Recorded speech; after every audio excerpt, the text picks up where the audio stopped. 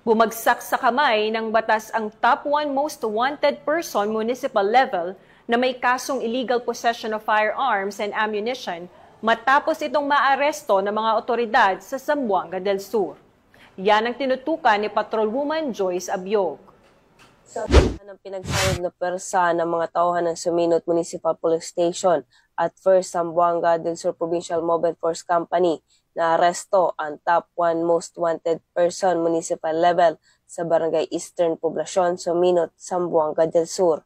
Kinilala ng mga otoridad ang isang 20 anyos na lalaki at residente ng Barangay Upper Sikpaw, Suminot, Zamboanga del Sur.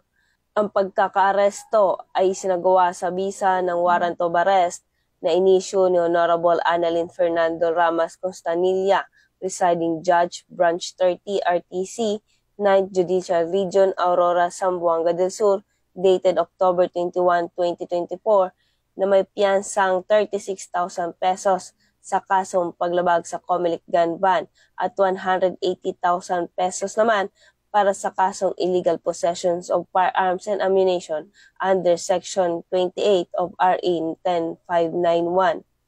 Sa ngayon, ang nasabing suspect ay nasa kustudiya na ng Suminot MPS para sa tamang disposisyon.